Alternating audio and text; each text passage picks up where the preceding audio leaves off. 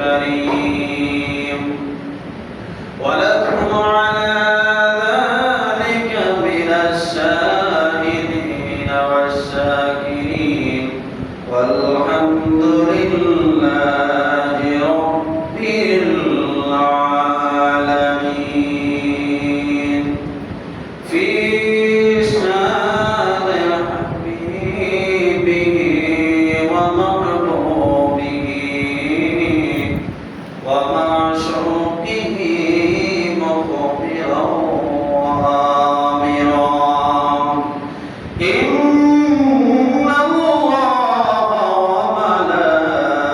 وملائكته يصلون على النبي يا أيها الذين آمنوا صلوا عليه وسلموا تسليما اللهم صل على سيدنا مولانا محمد وعلى آل سيدنا مولانا محمد আল্লাহ তুমি দয়া করো নসিব করো মদিনা আল্লাহ তুমি দয়া করো নসিব করো মদিনা আমরা নূর নবীকে না দেখাইয়া কবর দেশে নিও না আল্লাহুম্মা সাল্লি আলা সাইয়্যিদিনা মাওলানা মুহাম্মদ وعلى آل سيدنا مولانا محمد মদিনাতে গেলে পরে দিতাম জীবন বিলাইয়া মদিনাতে গেলে পরে দিতাম জীবন বিলাইয়া জ্বলন্ত কলিজার আগুন জ্বলন্ত কলিজার আগুন যাইতো একবার নিভিয়া আল্লাহুম্মা সাল্লি আলা সাইয়্যিদিনা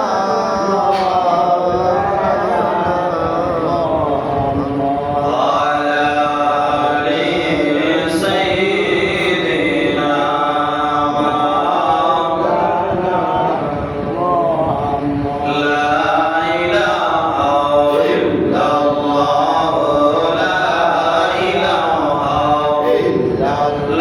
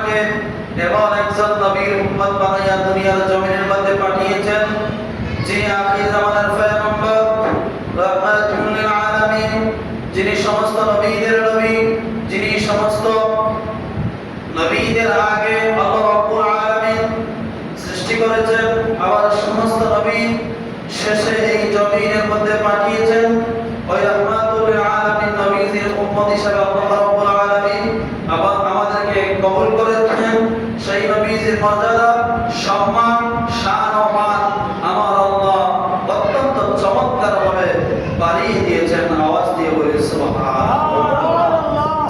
সেই নবীজি এমন একজন নবী আমরা পেয়েছি, যেই নবী দুনিয়ার জমিনের মধ্যে আসার পরে উম্মতি উম্মতি বলে চোখের পানি ছেড়ে ছেড়ে কেঁদেছেন।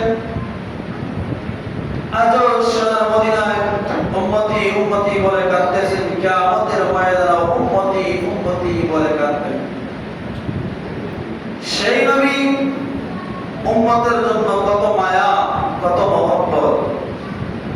সেই নবীকে যতক্ষণ পর্যন্ত আপনি আমার জানের চাইতে, প্রাণের চাইতে যতক্ষণ পর্যন্ত আমরা পরিপূর্ণভাবে মহব্বত না করতে পারবো, ভালো না বাসতে পারবো, ততক্ষণ পর্যন্ত কেউ মুমিন হতে পারবে না। মুমিন হওয়ার শর্তই আমার আপনার প্রাণের নবীকে ভালোবাসা, মহব্বত করা। আল্লাহ রাব্বুল আলামিন বলেন, বান্দা তোমরা যদি আমি আল্লাহকে সন্তুষ্টি করতে চাও, আমি আল্লাহকে যদি ভালোবাসতে চাও, তার পাশাপাশি আমার হাবিবকে তোমরা ভালোবাসো। রে আমার বান্দা, তোমরা যখন আমি আল্লাহকে ডাকো, তোমরা যখন আমি আল্লাহর জিকির করো, আমি আল্লাহকে ডাকলে আমি আল্লাহ যতটুকু খুশি হই, আমার উপরে জিকির করলে আমি আল্লাহ যতটুকু খুশি হই, তার চাইতে বেশি খুশি করবে, তার চাইতে বেশি খুশি হই আমার হাবিবের উপর দরুদ শরীফ পাঠ করলে। জয় বলি সুবহানাল্লাহ। এই দরুদ শরীফের কেমন ফায়দা, কেমন মহব্বত, কেমন সম্মান, ইজ্জত, ফজিলত আমার আল্লাহ রাব্বুল আলামিন বলেন, হে দুনিয়ার মানুষ, মহব্বতের খাতিরে যদি কোনো ব্যক্তি আমার হাবিবের উপর দরুদ শরীফ পাঠ করে, আমি আল্লাহর সাথে সাথে তার আমলনামার মধ্যে 10টা নেকি দিয়ে ভরপুর করে দেই। জোরে বলা যাবে কি সুবহানাল্লাহ। সেই নবীকে আমার আল্লাহ রাব্বুল আলামিন আপনি আমার জন্য রহমত বানায়া এই জমিনের মধ্যে পাঠিয়েছেন। আমার আল্লাহ বলেন, দুনিয়ার মানুষ, জান্নাত বানাইছে আমি আল্লাহ মানুষের জন্য, জাহান্নাম বানাইছে আমি আল্লাহ মানুষের জন্য। এই জান্নাত আমি আল্লাহ বানাইয়া জান্নাতের মালিক বানাইয়া দিছি আমার নবীকে। জোরে বলি সুবহানাল্লাহ। আমরা সবাই জান্নাতের মধ্যে আমরা যেতে চাই, কিন্তু জান্নাতের মধ্যে যদি যেতে চাই, তাহলে ওই জান্নাতের মালিককে খুশি করার দরকার আছে না? জান্নাতের মালিককে খুশি করতে হবে। আমার আল্লাহ বলেন, বান্দা জান্নাতের মালিক বানাইয়া দিয়েছে আমার হাবিবকে,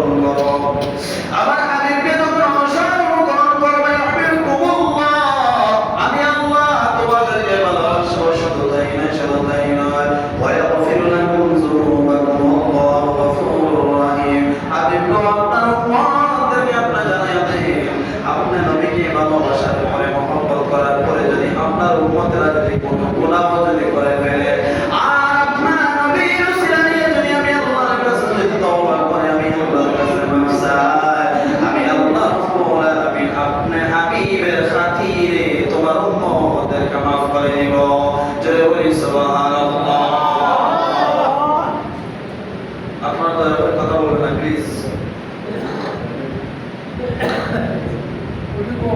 দর্শক আল্লাহুম্মা সাল্লি আলা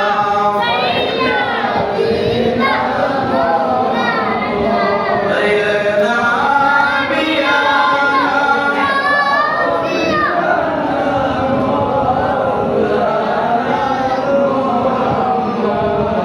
সম্মানিত প্রিয় হাজিরিন, বাবার আমার, বন্ধুরা আমার, আপনার নবীকে জানাইয়া দেন আমার আল্লাহ, নবী গো আপনার উম্মত যদি আপনার মহব্বত নিয়ে যদি দুনিয়া ছেড়ে অন্ধকার কবরের মধ্যে যেতে পারে, কবর বলো, হাসর বলো, ফুলসিরাত বলো, মিজান বলো, সব কিছুই আপনার উম্মতের জন্য সহজ হয়ে যাবে। জোরে বলে সুবহানাল্লাহ। শুধু তাই নয়, নবীর জন্য কত ভালোবাসা, কত মহব্বত ছিল আমাদের আমার আপনার আম্মা জান হযরতে আম্মা জান খাদিজাতুল কুবরা রাদিয়াল্লাহু তাআলা আনহা, নবীজির স্ত্রী আম্মা জান খাদিজাতুল কুবরা রাদিয়াল্লাহু তাআলা আনহা একদিন দু চোখের পানি ছেড়ে কান্না করতেছে। আমার নবী ডাক দিয়ে বলে, খাদিজা রে, ও খাদিজা, তুমি কেন চোখের পানি ছেড়ে অশ্রু চোখে তুমি কান্না করতেছো? খাদিজা ডাক দিয়ে বলে, ইয়া রাসূলুল্লাহ, ইয়া হাবিবাল্লাহ, নবী গো, আমি আমার নিজের জন্য কাঁদতে না গো নবী, ও নবী, আমি আপনার জন্য কাঁদতেছি গো নবী। আমার নবী বলে, খাদিজা রে, তুমি আমার জন্য কেন কাঁদতেছো একটু বলো। আম্মা জান খাদিজাতুল কুবরা রাদিয়াল্লাহু তাআলা আনহা ডাক দিয়ে বলেন, ইয়া রাসূলুল্লাহ, ইয়া হাবিবাল্লাহ, নবী গো, আমার মনে হয় আমি এই জমিনের মধ্যে বেশি দিন থাকবো না গো নবী। ইয়া রাসূলুল্লাহ, ইয়া হাবিবাল্লাহ, নবী গো, আমি দেখেছি এই জমিনের মধ্যে কালেমার দাওয়াত দেওয়া অবস্থায় আপনি কত কষ্ট করেছেন গো নবী। ইয়া রাসূলুল্লাহ, আপনি যখন কালেমার দাওয়াত দিতেন, আপনাকে কাফেররা, মুশরিকরা, বেঈমানরা আপনাকে ঢিলা পাথর মারতো, পাথরের কঙ্কর আপনার গায়ের মধ্যে লাগতো গো নবী। ইয়া রাসূলুল্লাহ, ইয়া হাবিবাল্লাহ, নবী গো, ও মায়ের নবী, আমার খাদিজা দুই চোখ দিয়ে তাকাইয়া দেখতেছি সেই জায়গার মধ্যে পাথরের আঘাত লাগতো গো নবী, আপনার ওই জায়গা থেকে রক্ত মুবারক বের হইতো গো নবী। আমি খাদিজা সহ্য করতে পারতাম না, আমি দৌড়াইয়া চলে যাইতাম নবী গো, আপনাকে দইরা, আপনাকে যাইয়া চলিয়ে ধরতাম। যতটা তীরের আঘাত আসে, যতটা পাথরের আঘাত আসে, সব পাথরের আঘাতগুলো আমি খাদিজার গায়ের মধ্যে দিতাম, কিন্তু আপনি নবীর গায়ের মধ্যে আমি পড়তে দিতাম না গো নবী। ইয়া রাসূলুল্লাহ, ইয়া হাবিবাল্লাহ, আপনি যখন ঘরের মধ্যে যখন রাত্রি হয়ে যাইতো, গভীর রজনীতে যখন আপনি ঘরের মধ্যে প্রবেশ করতেন গো নবী, আপনার অপেক্ষায় আমি খাদিজা ঘরের মধ্যে দাঁড়াইয়া থাকতাম, আপনার অপেক্ষা করতাম কখন আপনি বাসায় আসবেন গো নবী। আপনি নবীজির চেহারা মুবারক দেখে আমি খাদিজার কলিজা ঠান্ডা করব গো নবী। ইয়া রাসূলুল্লাহ, আমি যদি এই জমিন থেকে যদি চলে যাই, আপনাকে কে দেখবে গো নবী? ইয়া রাসূলুল্লাহ, আমি যদি এই জমিন থেকে চলে যাই, আপনার অপেক্ষা কে করবে গো নবী? ইয়া রাসূলুল্লাহ, আমি খাদিজা যদি এই জমিন থেকে যদি চলে যাই, তাহলে কাফের বেঈমানদের হাত থেকে আপনাকে কে রক্ষা করবে গো নবী? খাদিজা যখন এইভাবে চোখের পানি ছেড়ে কান্না করতেছে, আমার আপনার দয়ার নবী, মায়ের নবী, আদরের কন্যা ফাতেমা রাদিয়াল্লাহু তাআলা আনহা এই কথা শুনিয়া দৌড়াইয়া চলে আসে। খাদিজা ডাক দিয়া বলে, আম্মা জান, ও আম্মা জান, খাদিজা গো, আপনি কাঁদবেন না গো আম্মা, আপনি চোখের পানি ছেড়ে কাঁদবেন না, আপনার কান্না আমি আর ফাতেমা সহ্য করতে পারি না গো আম্মা। ও আম্মা, আপনি যদি চলে যান, আমার বাবার দায়িত্ব আমি ফাতেমা গ্রহণ করে নিলাম, আমার বাবার কোনো কষ্ট হইতে আমি দিব না। যখন আমার বাবা কালেমার দাওয়াত দেওয়ার জন্য বের হয়ে যাইবে, আমি আমার বাবাকে রিসিভ করে রাখবো আম্মা, আপনি কোনো টেনশন করবেন না। আমার নবী ডাক দিয়ে বলে, ফাতেমা রে, ফাতেমা, তুমি আমার কন্যা, তুমি আমাকে এত ভালোবাসো, এত মহব্বত করো রে ফাতেমা। খাদিজাতুল কুবরা রাদিয়াল্লাহু তাআলা আনহা যেইভাবে চোখের পানি ছেড়ে কান্না করতেছে আর বলে, ইয়া রাসূলুল্লাহ, ইয়া হাবিবাল্লাহ, নবী গো, আমার মনে হয় এই জমিনের মধ্যে আমি আর বেশি দিন থাকতে পারবো না গো নবী।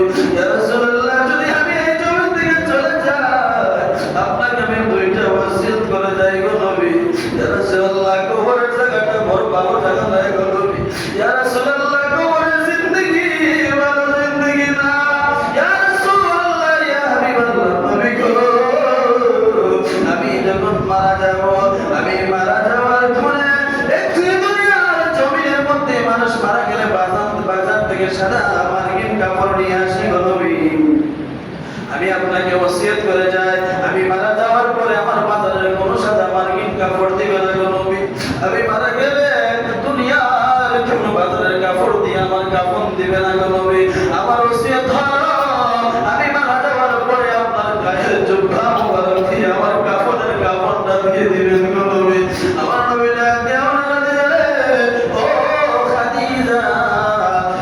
খাদিজা আমার গায়ের জুব্বা কেন আমি তোমার গায়ের কাফন বানায়া দিব আমি জানতে চাই দিদা ডাক দিয়া বলে ইয়া রাসূলুল্লাহ ইয়া হাবিবাল্লাহ নবী গো ও আমার নবী আমি ঈমান আনার পরে আমি দেখেছি যেই নবীর গায়ের মধ্যে জীবনে কোনোদিন একটা মশা মাছি পর্যন্ত বসে নাই গো নবী যেই নবী রাস্তা দিয়ে হেঁটে গেলেন সব পাথরগুলো নবীদের কদম মুবারক লাগার সাথে সাথে নরম হয়ে যায় যেই নবী রাস্তা দিয়ে হেঁটে গেলে রাস্তাগুলো পরিষ্কার হয়ে যায় ওই রাস্তার মাটিগুলো নবীকে স্বাগত জানায় আমান সালাম জানায় ইয়া রাসূলুল্লাহ ইয়া হাবিবাল্লাহ ওই নবীর গায়ের জুব্বা মুবারক যদি আমার গায়ের কাফন বানায় দেওয়া হয় আমার বিশ্বাস ওই কবরের মাটি আমাকে কোনো কষ্ট দিবে না জোরে বলে সুবহানাল্লাহ আল্লাহু আকবার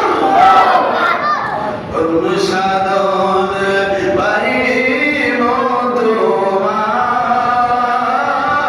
গো নবীজি কোন আমলে পাইম তোমার গুনগুন করে বলেন বাবা আমার নবী খুশি হবেন কোন আমলে পাইম তোমার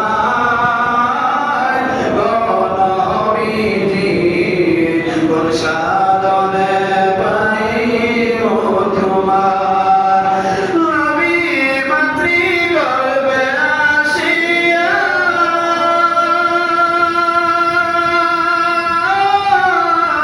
পিতাহারা হইয়া এতিমরূপে আসলেন দুনিয়ায় গো নবীজি কোন সাধনে পাইব তোমায় কোন সাধনে পাইব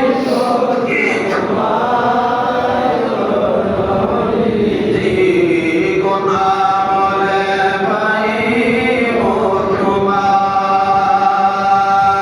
নবীর কালিয়ার বেশে মা খাদিজার দেশে নবীর কালিয়ার বেশে মা খাদিজার দেশে বকরি চরাইতে জঙ্গলায় গো নবীজি কোন আমলে পাইব তোমার কোন সাধনে পাইব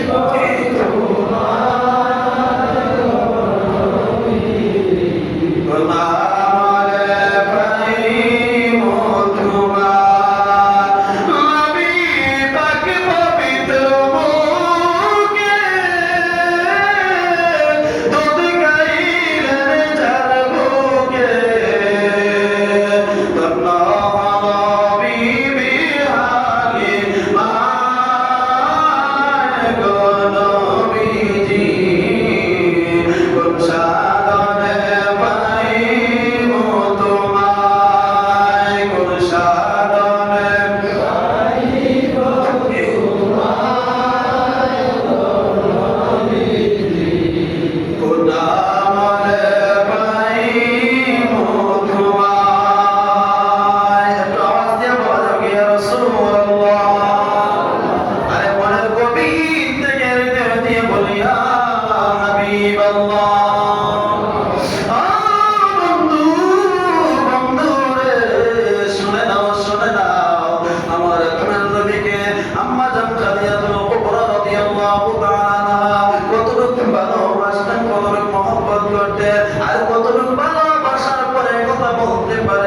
গো আপনার গায়ের জামা মোবারক দিয়ে আমার কাফনের কাপড় বানাইয়া দিও নবী আমার নবী বলে খাদিজা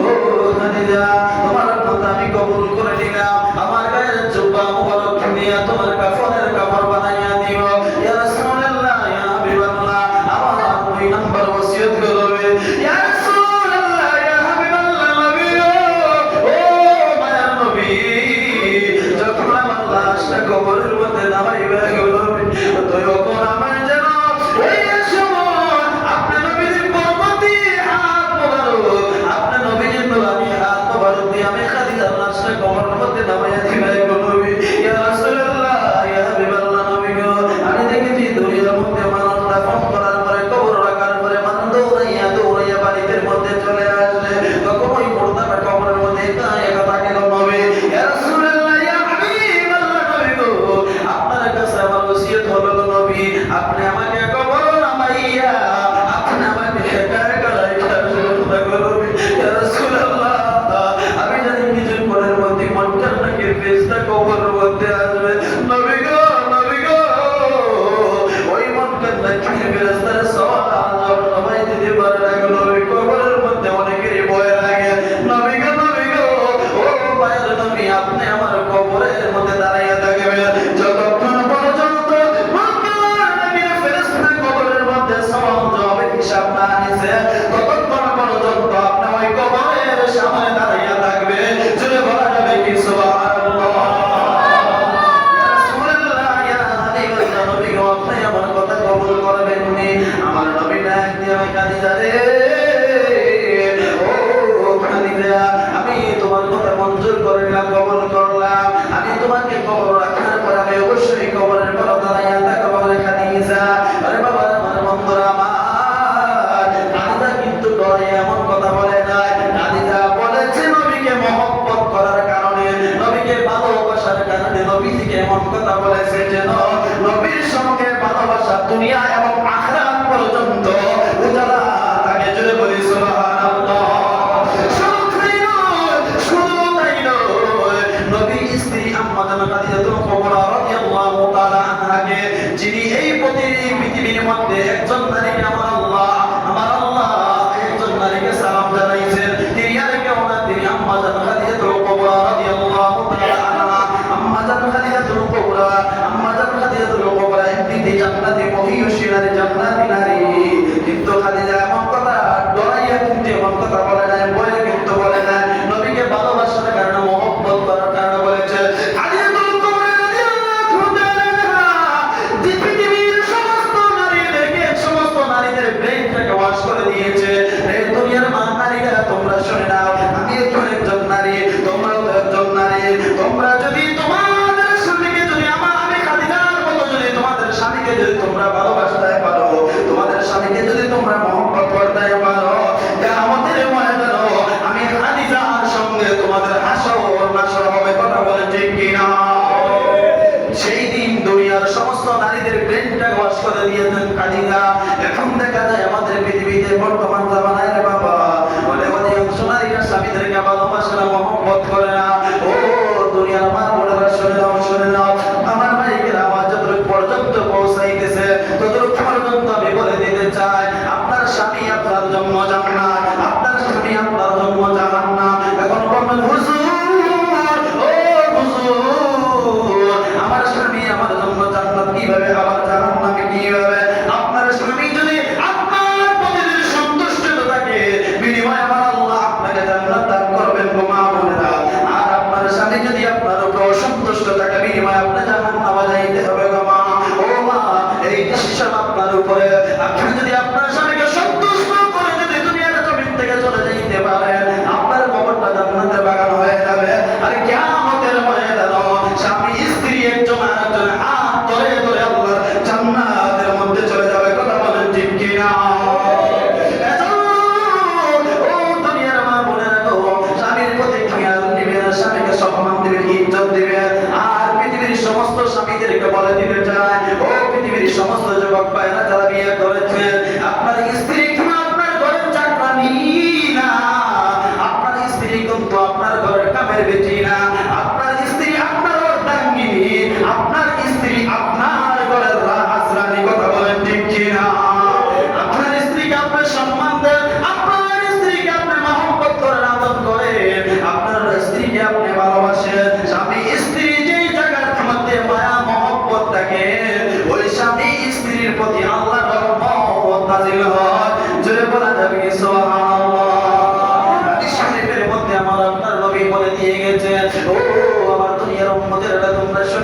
কথা শুনে নাও, স্বামী স্ত্রী যখন এক বিছানার মধ্যে শুইতে যাইবা, তখন এক বিছানার মধ্যে শুইতে যাইবা, এক বিছানার মধ্যে একটা বালিশের মধ্যে শুয়ে থাকবা, এক বালিশের মধ্যে দুজন তখন থাকে, তখন আল্লাহর রহমত নাযিল হয়। যখন তোমরা খাবার খাইবা, তখন স্বামী স্ত্রী একটা প্লেটের মধ্যে তোমরা খাবার খাও, এটা আমার নবীর সুন্নাত। এবার যারা বিয়ে করেছেন আপনারা বুকের মধ্যে হাত দিয়ে বলেন তো, স্বামী স্ত্রী এক প্লেটের মধ্যে খাবার খাইছেন নি? তোরা খাইয়া গেছেন? ওরে বাবা, এখন বলেন কিভাবে আপনার ঘরের মধ্যে রহমত নাযিল হইব? আমার নবী তো বলে দিয়ে গেছে, যদি ঘরের মধ্যে যদি ঘরটাকে যদি সুখের ঘর বানাইতে চাও, সংসারটাকে যদি সুখের সংসার বানাইতে চাও, আনন্দের সংসার বানাইতে চাও, তাহলে স্বামী স্ত্রী একে অন্যকে দুজনকে ভালোবাসো। আল্লাহ কোরআনের মধ্যে বলে দিয়েছেন, উন্না লিবাসুল লাকুম আনতুম লিবাসুল লাহুন্না। আমার কথা নয়, আমার আল্লাহ বলে দিয়েছেন, স্বামী স্ত্রী একজন আরেকজনের উভয় পক্ষে, একজন আরেকজনের পোশাক, একই পোশাক, এক পোশাক। স্বামী স্ত্রীর কাছে সব তথ্য বলতে পারবো, স্ত্রী স্বামীর কাছে সব তথ্য বলতে পারবো। দুইটা দেহ যদি হয়ে থাকে, স্বামী স্ত্রী দুটা মন এক হইতে হবে। কথা বলেন ঠিক কিনা? আমার কথা নাই, আমি হাদিসের কথা বলে দিচ্ছি। আল্লাহর নবী রাহমাতুল আলামিন যখন খাবার খাইতেন, খাবার খাওয়ার পরে যে হাড্ডিগুলো আছে, ওই হাড্ডিগুলো নবীজি যখন প্লেটের বাইরে যখন ফেলে দিলেন, আম্মা জান খাদিজাতুল কুবরা রাদিয়াল্লাহু তাআলা আনহা তখন ওই হাড্ডিটা নিয়ে খাদিজা চাবাইতেছে। আমার নবী চোখে বলেছে,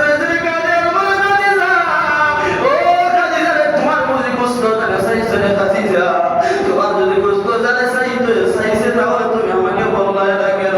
আমি তোমাকে গোশত খাওয়াই না, তোমরা এই হাড্ডিটা কেন খাইতে চাবাইতে চলে খাদিজা?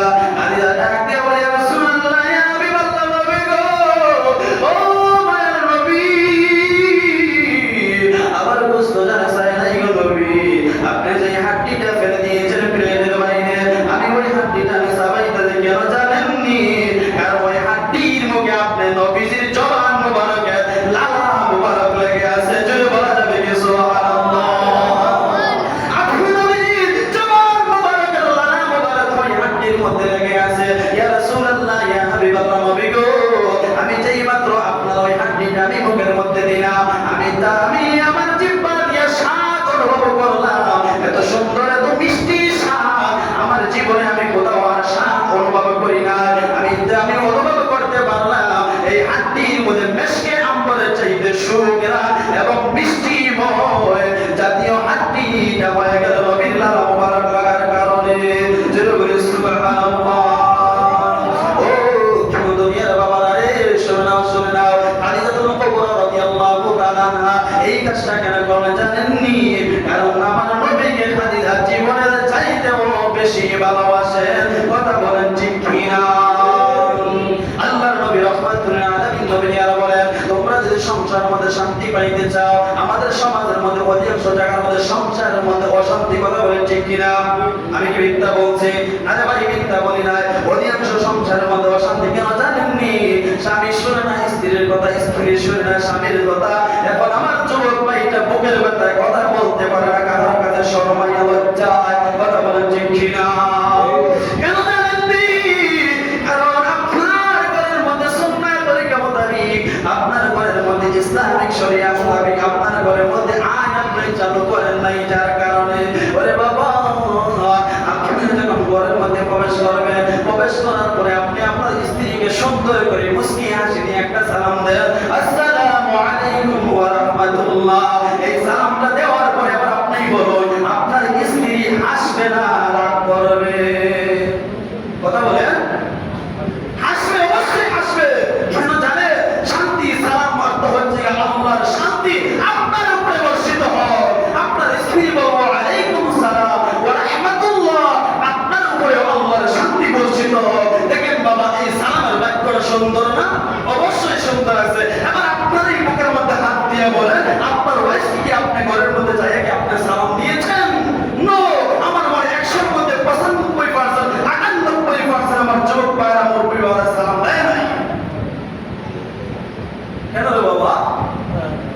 আমরা তো অপেক্ষা করি আমার বই আমার সালাম করবো না। কেন? আপনি সালাম করেন আগে যাইয়া, আপনার স্ত্রীকে আপনি দেখাইয়া দেন।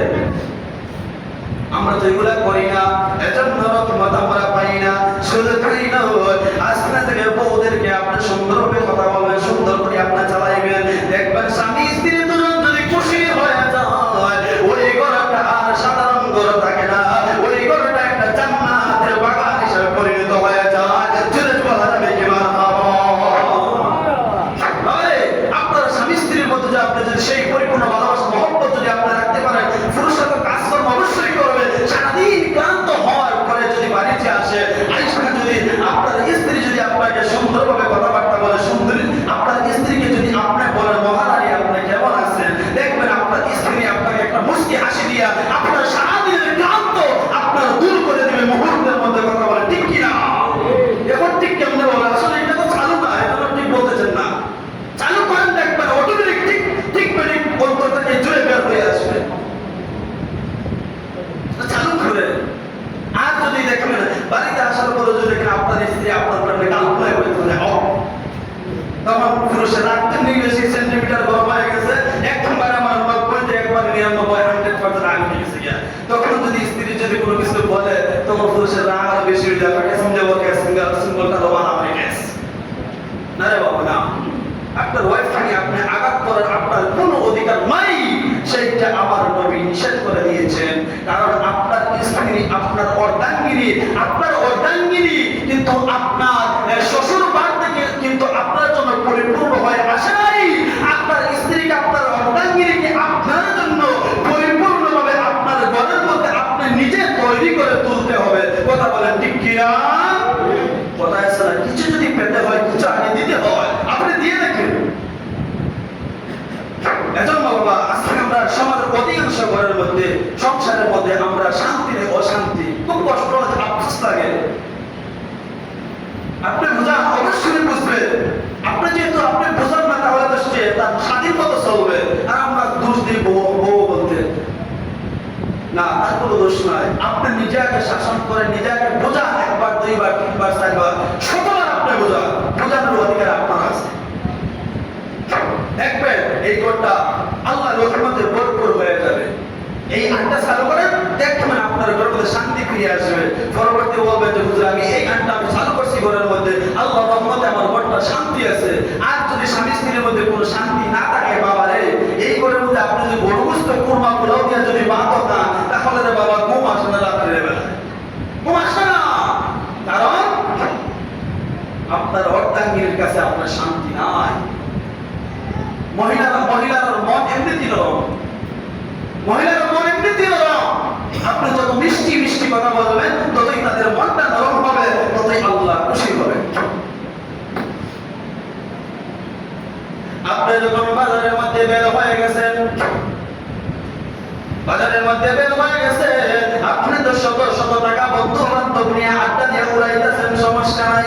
কিন্তু একবার তো চিন্তা করেন যারা বিয়ে করেছেন আর যারা বিয়ে করেন নাই এর আগ থেকে টার্গেট নিয়ে রাখেন। আপনি বাজারের মধ্যে গিয়েছেন, যাওয়ার পরে আপনি শত শত টাকা ব্যয় করতেছেন, অন্তত পক্ষে 100 টাকার জিনিস রাখেন না, অন্তত পক্ষে আপনার 10টা টাকা দিয়া দুইটা চকলেট আপনার বাড়ির মধ্যে নিয়ে আসেন। ওই বলছে মাত্র 10 টাকা বলছে, আপনি চাইলে বেশি আনতে সমস্যা নাই। আপনি 10টা টাকার চকলেট আপনার বাড়ির মধ্যে নিয়ে আসেন, আইনা মনে মহারানী গো আপনার জন্য আমি কিছু আনতে পারি না, আমার সাধ্য অনুযায়ী তোমার জন্য হাদিয়া আসো, আমি এটা নিয়ে এসেছি, মোট দুই হাতের মধ্যে দিবেন। দেখবেন লক্ষ টাকার কিন্তু আপনার স্ত্রী মুহূর্তের মধ্যে সাথে সাথে খুশি হয়ে গেছে। কথা বলা যাবে কি ঠিক কিনা? একটা চালু করেন, দেখবেন আপনার ঘরের মধ্যে শান্তি আর শান্তি। সেই শান্তি আপনার টাকা দিয়েও কিনতে পারবেন না। অনেকে লক্ষ লক্ষ কোটি কোটি টাকা আছে কিন্তু বন্ধু বান্ধবী আড্ডা দেয়, কিন্তু বাড়িতে আসা তার ঘরের মধ্যে শান্তি নেই। কেন? তার ঘরের মধ্যে অশান্তি, স্বামী স্ত্রীর মধ্যে মিল নাই, মহব্বত নাই, যার কারণে অশান্তি। বাবার এই টাকার মধ্যে কোনো সুখ নাই। আপনি গরিবী হালতে আসুন, আপনার শুকরিয়া আদায় করুন আলহামদুলিল্লাহ আল্লাহর কাছে। আর স্বামী স্ত্রীর মধ্যে মহব্বত রাখেন, দেখবেন আপনি গরিবী অবস্থায় আছেন যে একটা আপনার অনুভব হবে না। আপনার অন্তরের মধ্যে আপনার ঘরের মধ্যে সুখ আর সুখ আল্লাহ তাআলা রহমত দিয়ে ভরপুর করে দিবে। একটু আওয়াজ দিয়ে বলা যাবে সুবহানাল্লাহ। এবার একটাই বলাইতে যাচ্ছিলাম বাবা, আম্মা জান খাদিজাতুল কুবরা রাদিয়াল্লাহু তাআলা আনহা দিয়ে বলেন, ইয়া রাসূলুল্লাহ ইয়া হাবিবাল্লাহ নবী গো, আমার সালাম জবাবের হিসাব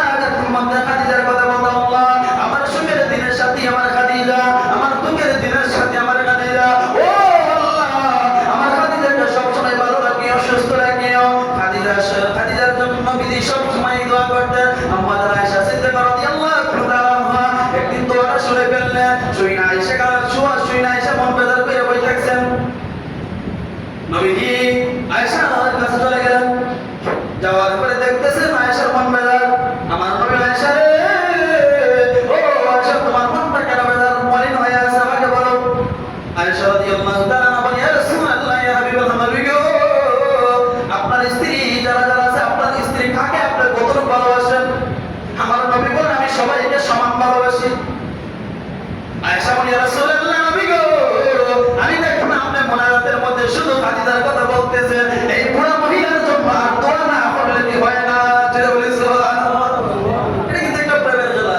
আমার মুসকি আনি দিয়ে বলে, খাদিজা, ও আয়েশা, তুমি জানো না, তুমি কমলমতি নারী, তুমি ছোট্ট, তুমি সব কিছু বুঝবে না, আমি সবাইকে সমান সমান ভালোবাসি, কিন্তু তুমি জানো নি ওই খাদিজা তার সবাই সম্পত্তি সব ইসলামের জন্য আমি নবীর কলম বের করে দিয়েছে। শুধু তাই নয়, ওই খাদিজা আমার দুঃখের দিনের সাথে সুখের দিনের সাথে, আমি যখন ক্লান্ত হয়ে যাই খাদিজা আমাকে সান্ত্বনা দিত। খাদিজা কিন্তু জ্ঞানী গুণী মহিলা ছিল, জ্ঞানী গুণী নারী ছিল। আমি যতক্ষণ পর্যন্ত বাসার মধ্যে না আসতাম, ততক্ষণ পর্যন্ত আমার খাদিজা দরজার মধ্যে দাঁড়াইয়া দাঁড়াইয়া থাকতো। জুড়ে বলা যাবে কি সুবহানাল্লাহ। আমি কাউকে ছোট করে দেখি না, আমি নবীজি সবার জন্য সমান সমান ভালোবাসা রয়েছে। এজন্য আমার নবী শিক্ষা দিলেন, হে দুনিয়ার পুরুষরা, তোমরা তোমাদের স্ত্রীর জন্য আমাদের মুসল্লায় তাইয়া মুনাজাতে মুনাজাতে তোমাদের স্ত্রীর জন্য তোমরা দোয়া করো। এবার বুকের মধ্যে হাত দিয়ে সাহস করে বলেন তো, আপনারা স্ত্রীর জন্য আপনারা দোয়া করছেন কিনা? পাওয়া যাচ্ছে না রে বাবা। না, আজকে থেকে দোয়া করবেন, কারণ এটা আপনার দায়িত্ব। এই দোয়া করবেন, রব্বানা হাব লানা, আল্লাহ শিখায় দিয়েছে, রব্বানা হাব লানা মিন আজওয়াজিনা ওয়া যুররিয়াতিনা কুররাতা আইয়ুন ওয়াজআলনা লিল মুত্তাকিনা ইমামা। যদি আরবিতে না পারে বাংলায় বলো, হে আল্লাহ, আমরা স্বামী স্ত্রী দুজনের মহব্বত বানাইয়া দাও, আমরা দুজনের প্রতি তোমার রহমত নাযিল করে দাও, আমরা দুজনের সংসারে তোমার শান্তি দান করে দাও। আল্লাহ, দুনিয়ার মধ্যে আমরা দুজন একজন আরেকজনকে পরিপূর্ণ ভালোবাসা দান করো। শুধু দুনিয়া নয়, আখিরাত পর্যন্ত আমরা দুজনের প্রতি ভালোবাসা বৃদ্ধি করে দাও। জুড়ে বলা যাবে কি মারহাবা। এইভাবে যখন দোয়া করবো, আল্লাহ তাআলা সাথে সাথে কবুল করে নেবেন। একটু আওয়াজ দিয়ে বলা যাবে কি মারহাবা। আল্লাহ তাআলা আমাদের সকলকে কবুল করে, সবাই বলে আমিন। একটু সবাই বলে আল্লাহুম্মা সাল্লি আলা সাইয়্যিদিনা মুহাম্মদ। লা ইলাহা